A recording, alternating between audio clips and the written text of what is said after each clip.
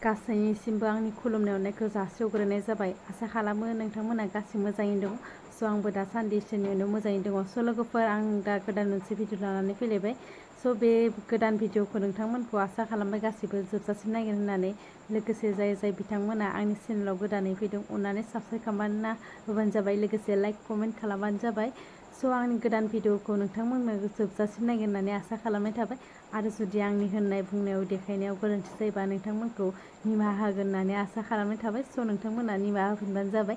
स' बिदिबा भिडिअआ मा थारैनो बिदिबा नोंथांमोना नायलांबाय थाबानो जाबाय जोबजासिम। बिदिबा आं फोरमायना होनोसै। स' आं आगोलाव भिडिअ होखादोंमोन आरोना, माने बिमा फिसाज्ला गोमानायनि भिडिअ होदोंमोन। स' बे भिडिअनि गेजेरजों नोंथांमोना बेखौनो नुगोन, माने न'खरनिफ्राय खावलायदों आरोना, हासबेन्डआ फैसा होगोन होनदों। स' बिदि भिडिअनि गेजेरजों नोंथांमोना नायलांबानो जाबाय मा बुंखो आरो मा खावलायदों आरो बेसे फैसा होनायनि बाथ्रा बुंनो। स' नोंथांमोना जोबजासिम नाय, अब्लासो बुजिगोन आरो। निश्चय होगोन। दा जायनो हमो 50,000खौ बियो फुरा अफार होखागोन आरो लगे लगे जायानो हमनानै दोननो हायो, खामानिया साक्सेस जाबाथाय बिनो लगे लगे फन पे खालामनानै बियो होगोन आरोखि। दा बियो माने फिसानि टेनसनजों ओरै गावनि हिन्जावनि टेनसनजों बुहुत माने टेनसनाव दङ मानसिया। दा बे हिसाबैनो बारा स्पष्ट बुंनो हायै जादों। थांनाय साननैसो सान सिगां गोमानाय जोंहा रश्मिरेखा नार्जारि, जायबा चिरां डिस्ट्रिक्टनिफ्राय गोमादोंमोन बा किडनेप होननानै नोंथांमोना एसे बुंदोंमोन आरो नायगिरदोंमोन। दा बिथांनि आपडेटआ माबायदि एसे बुंनो हागोन नामा? दा जेनेबा मथा मथि जों दा डिटेल्स माबाखौ जों मोनथ'नाय जायाखै, थेवबो जोंनि नागिरनाया दिनैसिम जों सोलिगासिनो दङ। दिनैबो थिग नै बे गुवाहाटि नोगोरमायाव जोङो गुवाहाटियाव थानाय माखासे एनएसएडिएफबिफोरखौ कल खालामलायनायनि गेजेरजों जोङो फुरा नायबिजिर खालामगासिनो दङ। ओमफ्राय बेजों लोगोसे जोङो दाख्लै गोमानायनिफ्रायनो जोङो थाथ'नाय गैयै नागिरगासिनो दङ।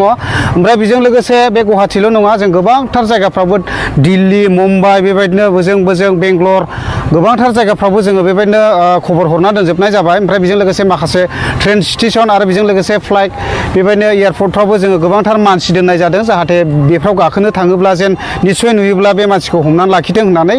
ओमफ्राय बेजों लोगोसे जायबा मानसिया हमनानै लाखिगोन बिनि सायावबो निस्सय नै जोंना जायबा गोमाजानाय बिनिनो हासबेन्डआ दंफैयो आंजों, बियो बुंगोन। दा निस्सय जाया हमगोन बेनोबो माने नोंथांमोननिफ्राय बुंदोंमोन जे किडनेप खालामनाय बायदि होनना बुंदोंमोन, बे बेसेबां सैथो? दा एक्सुवेलिथ' मथा मथि बाथ्राया बहुद साननो गोनां। दा मथा मथि बेलासि 6:30 टाइमावनो जानाय घटनाखा, सिगांबो बे बाथ्राखौ बुंखाबाय। ओमफ्राय दा बेखौ रावबो नुवाखै। ओमफ्राय दा मथा मथि माबायदि थिखांना लांजादों माने जों दाबो डिटेल्स जों हमदांनो मोनाखै आरोखि। दा जों फुरा जोङो बेखायनो बहुद सिन्था सरजा खालामनायनि गेजेरजों जों नागिरगासिनो दङ। दा बेखिनि आरो दा बेखायनो मथा मथि डिटेल्सखौ नै दा बे गावनि फिसाय जायबा हासबेन्ड बियो एसेब्लाबो होगोन। दा जेनेबा जोङो फार्स्ट टाइम आङो इउटुब चेनेलाव हगारनाय हिसाबै आङो जिखिनि बुंनांगौखौ आङो बुंबाय। जेनेबा जों दा नागिरगासिनो दङ। ओमफ्राय जिखिनि बांसिन मिथिनाय बे कन्टेक्ट नाम्बारखौ जायबा हासबेन्ड बिनिखौ होजानाय हिसाबैहाय बे एसेबाबो बांसिनखौ मिथिगोन। दा बेनिफ्रायनो सोंनानै लानो हागोन। दा जोङो फुरा नागिरनाया सोलिगासिनो दं आरो नागिरनानै जोङो लाबोनो नाजाथारगोन आरोखि। दा बेखिनि आरोखि। नोंथाङा नोंथांनि बिसिखौ लांखारनाय समाव बा गोमानाय समाव नोंथाङा न'आव गैयामोन नामा? आं न'आव गैयामोन। बबेयावथो दंमोन? आं बिजनियाव दंमोन, नदियापारा। ओरैनो नोंथाङा मा मावो ओरैनो? आङो बिदिनो अन्थाइ बाला बिजनेस खालामो आरो। ओमफ्राय नोंथांनि मुङा? आंनि मुङा फwrmaidwg बसुमतारी। गामिया गोमानाय टाइमखौ होननो हागोन नामा? खैथासोआव गोमादोंमोन? गोमानाय टाइमा जाहैबाय 6:00 आरो बेलासिनि 6:00। माबा मोनसे सन्देह दंमोन नामा सिगांनिफ्राय? सन्देह दंमोन ना सिगांनिफ्राय सोरजोंबा फन रायलायनायफोरनि? आंनावथ' जेबो सन्देह गैयामोन। बियो मोजाङैनो थायोमोन आंजों। रावजोंबो रायलायनाय नुफेरामोन? रावजोंबो नुवाखैमोन। ओमफ्राय दा जायफोरा हमना दोननाय बिथांमोननो माबा मोनसे एवार्ड होनो नागिरदों नामा नोंथांमोना? औ, बेखौनो आं बुंनो सानो। जाय हमनानै दोननो हायो बा लाखिनानै दोननो हायो बेनो आं 50,000खौ एकदम डाइरेक्ट होथारगोन एकदम। ओमफ्राय नोंथाङा मोनबाथाय बिथांनो 50,000 होगोन आरो ना? औ।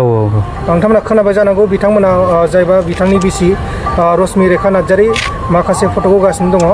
बे सावगारि नुनाय माखासे सावगारि नुनाय बे बिसिजों लोगोसे फिसाज्लाबो दंफायोना? दङ फिसाज्लाबो दंफायो। बिसोरखौ हमना मोनोबाथाय आरो नै बिथांनो खोन्थाहरोबाथाय नोगोद 50,000 रांखौ नोंथांमोना मोननो हागोन।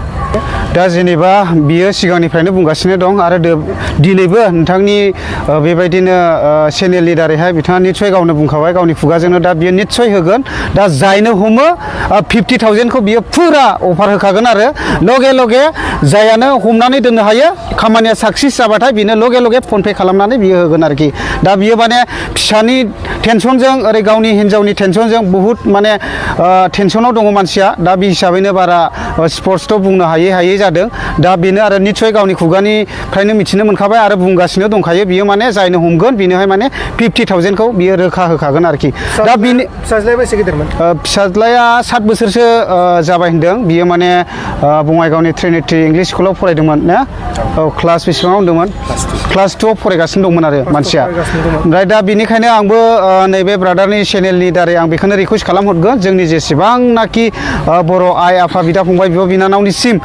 प्लिज अननानै जेरावखिया नुवा मानो लाखिनानै दोन ओमफ्राय डाइरेक्ट कल खालाम बे लायनायनि बेबस्थाखौबो खालामनाय जागोन ओमफ्राय जायबा हमदों बे मानसिनोहाय लगे लगे 50,000खौ सोनो राजि दा खामानियाल' साक्सेस जानांगौ 50,000खौ निस्सय मोनगोन बियो 100 खाथां आरोखि दा बेनिखायनो जेसेबांनाखि रायजो राजानिसिम गुरै खावलायहरनाय थाबाय जाहाथे बे गोमानाय रश्मि रेखा नार्जारि बेखौ लोगोसे आरियान फिसाला जाहैबाय बेखौहाय माने हमनानैहाय खबर हरनो थाखाय रायजो राजानिसिम गुरैहाय खावलायहरनाय थाबाय स' नोंथांमोननिसिम बेखिनियानो आरोना भिडिअ'आ जुदि आंनि बे भिडिअ'नि गेजेरजों बुंनाय देखायनाया गोरोन्थि जायोबा आसा खालामबाय नोंथांमोना निमाहा होगोन होननानै स' दिनैनि भिडिअ'आ बेखिनियानोमोन नेक्स्ट भिडिअ लोगो मोनफिनसिगोन